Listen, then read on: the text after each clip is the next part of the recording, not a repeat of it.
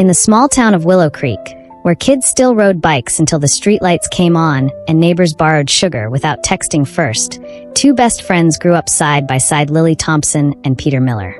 They met in kindergarten when Grayson stole Lily's crayons, and Lily bit him. Instead of crying, he handed her a green crayon and said, "Green's my least favorite anyway." They'd been inseparable ever since. Their friendship was a comfortable rhythm: bike rides, summer lemonade stands, playing tag in the park Grayson never won, and camping in their backyards under bedsheet tents. Every birthday, they baked terrible cakes for each other, setting off the smoke alarm every year without fail. By high school, they were known as the platonic pair, the duo who never dated, never fought, and never went to prom with anyone else because they'd promised each other in 4th grade to go together, just in case they were still single. Lily dated a boy once. He hated Grayson. That didn't last. College took them to separate cities.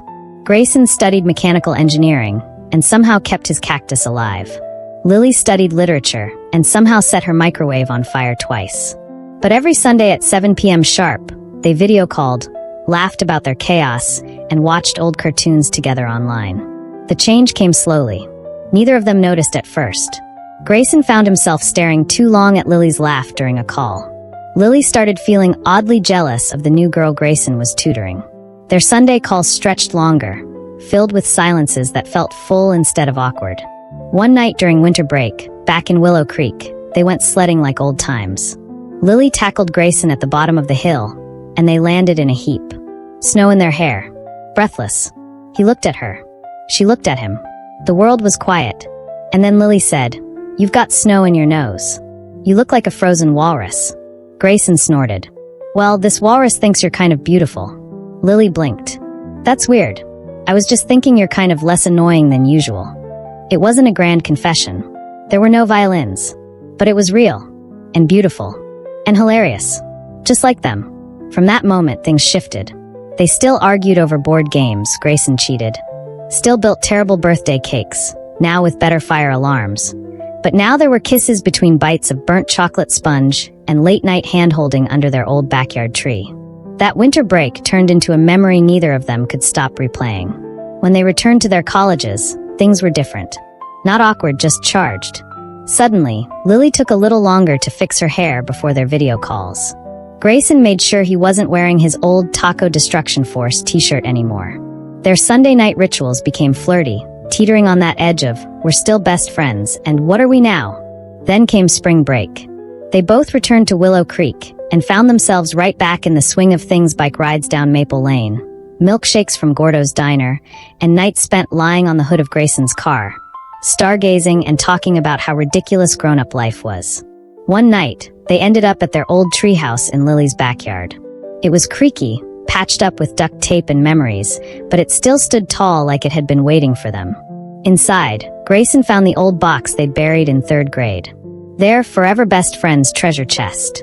Inside were mismatched friendship bracelets, Pokemon cards, a rock Lily swore looked like Abraham Lincoln, it didn't, and a folded piece of paper that said, "If we're both single by 25, we get married." Signed, Lily and Grayson. P.S. Grayson smells like cheese. They laughed so hard they cried. Then Grayson wiped a tear from Lily's cheek and said softly, "We're 23. Just saying." Lily grinned. "You're not getting out of 2 more years of cheesy friendship." But that night they kissed again. A little longer this time. A little less surprising. Of course, not everything was perfect. Lily got offered a year-long writing residency in London. Grayson was offered a job at a startup in Chicago. For the first time, their lives weren't lining up. They sat under their backyard tree, a storm threatening on the horizon, both holding back what they really wanted to say. "I want you to go," Grayson said. "This is your dream." "I want you to go too," Lily said. "Your nerdy robot dreams deserve a chance." They tried to play it cool. Pretended long distance would be fine. Spoiler, it was not. Grayson bought a fancy webcam so Lily could see his heartbreak in high res. Lily sent him care packages with ridiculous items. Socks with his face on them, a potato with googly eyes, and a t-shirt that said "Property of Lily, hands off nerd girls." They argued more often. Missed calls. Missed moments. Grayson once flew to London just to spend 2 days with her after a bad fight. He arrived with a bouquet of crumpled airport flowers and said, "You still bite people you love?" Lily tackled him at the airport. Security clapped. On their 25th birthday, yes, the same birthday because the universe is cheesy like that. Grayson showed up at Willow Creek with a picnic basket and a stupid grin.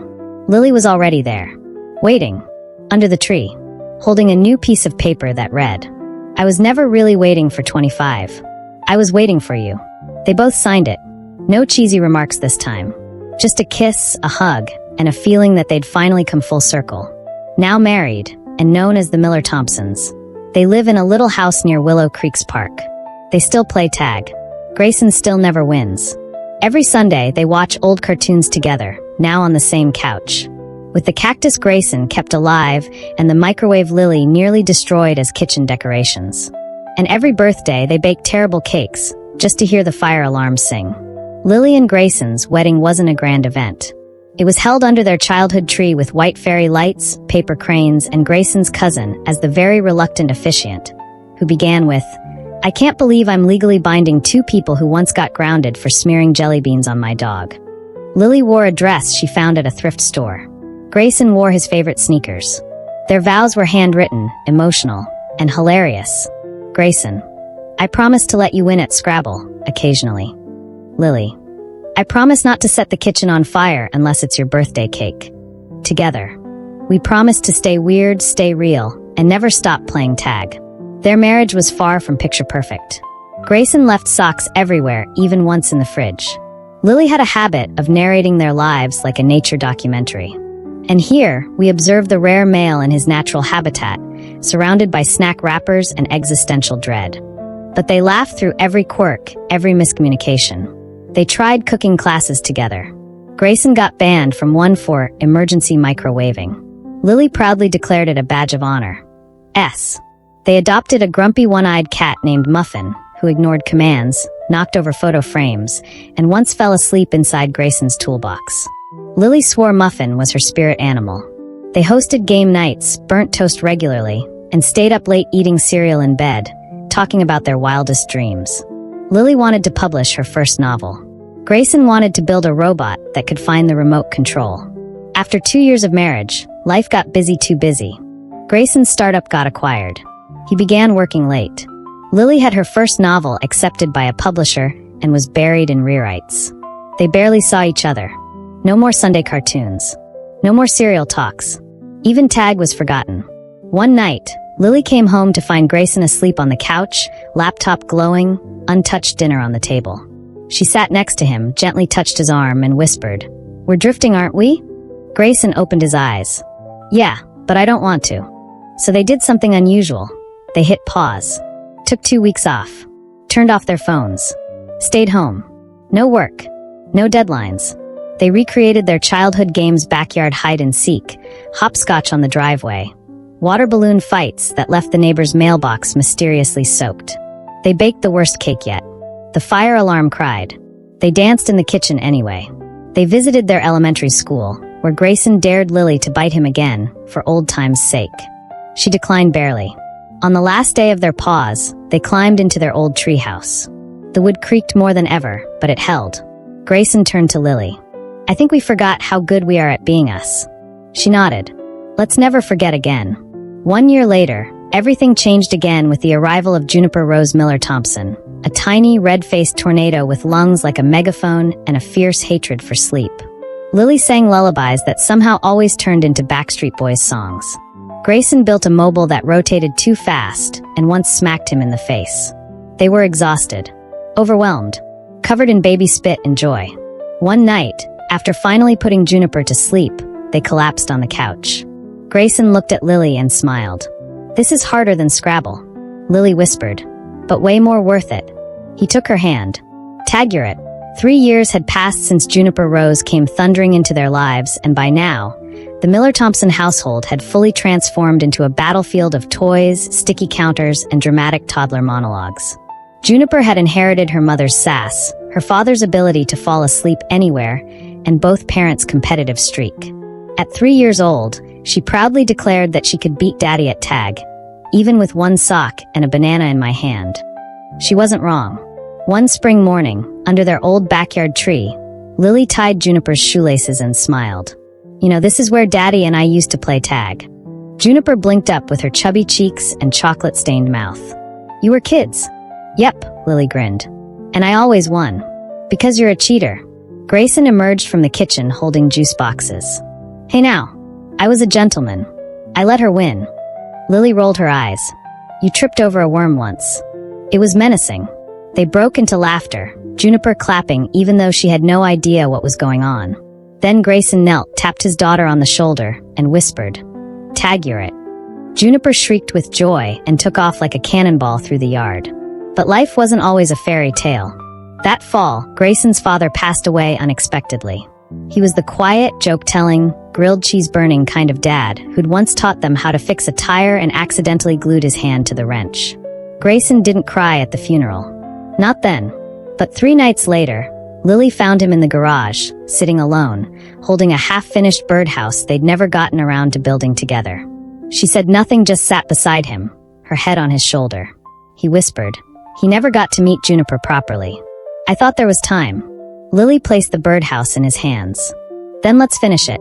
And every spring we hang one for him. They did. And the next spring, Juniper helped paint it bright yellow. Papa's house, she called it. As the years rolled on, Juniper got older and bolder. She started kindergarten, where she got into trouble for pretending to be a dinosaur and roaring at nap time. Grayson tried to be the cool dad during pickup. He once showed up in a Batman onesie. Juniper claimed she didn't know him. Lily published her second novel titled Burnt Cake and Crayon Hearts. The dedication read, To Grayson, who never stopped running after me, even when I was terrible at hiding. They had their fights, like every couple. About laundry. About Lily's refusal to read IKEA instructions. About Grayson's inability to ever close a cereal box properly. But the arguments always ended with the same rule. No sleeping mad. Not even if the couch looks comfy. One sunny afternoon, as Juniper ran circles around her parents in the park, she suddenly stopped and looked up. Mama? Daddy? Did Tag make you fall in love? Lily blinked. Well, it helped. Grayson grinned. It also made me develop shin splints. But yes, it helped. Juniper nodded seriously.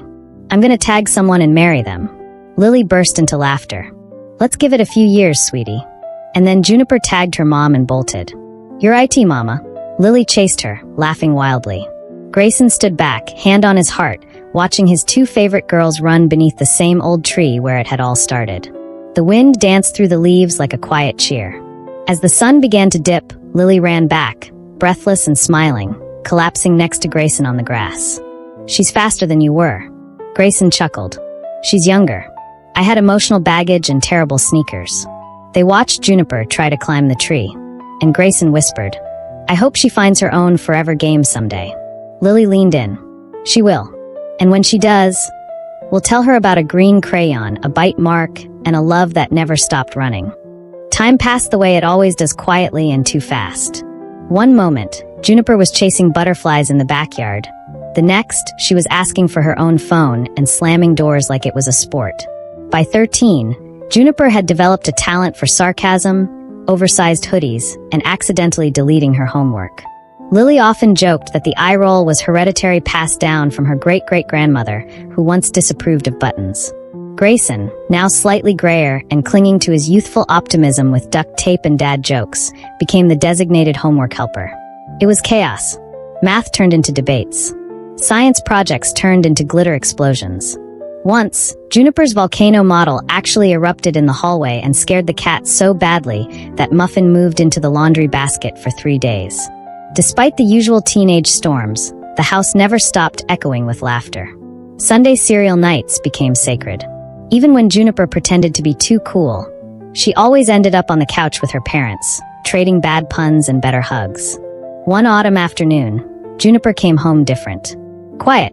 She walked into the kitchen, dropped her backpack with a dramatic sigh, and slumped onto a stool. Lily raised an eyebrow.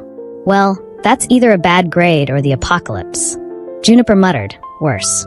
I like someone. Grayson dropped his spoon. I'm sorry. I think my ears just fell off. Juniper groaned. Dad. Is it serious? Lily asked gently, already smiling. I don't know, Juniper shrugged. His name's Miles. He's in my art class. He asked if I wanted to partner on the mural project. I said yes. Then I said, Cool beans, and ran away. Lily blinked. Cool beans. I panicked. Grayson looked serious. That's how your mom got me. Bite crayons panic. It's a Miller-Thompson tradition. Lily laughed and put an arm around Juniper. You'll figure it out. Just be you. And remember, if he doesn't laugh at your weird, he's not the right kind of weird for you. Juniper gave a small smile. You guys are weird. We know, they said in unison. Weeks passed. The mural project turned into lunch chats. Lunch chats turned into text messages. Text messages turned into Juniper coming home with flowers drawn all over her arms and a dreamy expression. And one evening, as the family sat on the porch, watching the sun dip behind the trees, Juniper asked, How did you know that you loved each other? Grayson and Lily looked at each other quietly, their eyes sharing a whole lifetime. Lily said, There wasn't a single moment. It was every moment. Every burnt cake. Every late-night cartoon. Every time he ran after me in tag, like it was the most important thing in the world. Grayson added, Love's not always fireworks. Sometimes it's just someone remembering you like extra ketchup. Or always saving you the last slice of pizza. Juniper nodded, thinking, I think I like him. But I also think I'm scared. Lily smiled. That's how you know it's something real. Grayson grinned. Tag him. Juniper raised an eyebrow. Seriously? He shrugged. It worked for me. The next day, Juniper came home beaming. I tagged him. Lily blinked. What happened? He said, You're it, and tagged me back. Then we both laughed for like 5 minutes. Grayson nearly choked on his juice. I approve of this boy. As Juniper walked away humming, Lily leaned into Grayson. She's got our rhythm, she whispered. Grayson nodded. And our weird. Later that night, Juniper climbed into bed and stared at the ceiling. On her nightstand was an old photo her parents at 17, covered in cake and laughter. Below it, a sticky note that said, Love is tag. Keep running. She smiled. Maybe love didn't have to be epic right away. Maybe it was just fun. Familiar. Safe. Like coming home. Downstairs, Lily and Grayson slow danced in the kitchen to no music at all, badly offbeat, swaying between the dishes and the clutter, laughing like kids under the stars. And in that crooked yellow house with the tire swing and the paint-chipped fence, love wasn't just a feeling. It was a game, a promise, and a story still being written. Because some bonds don't just last forever. They keep you running, smiling, and always coming back for more. Tag, you're it.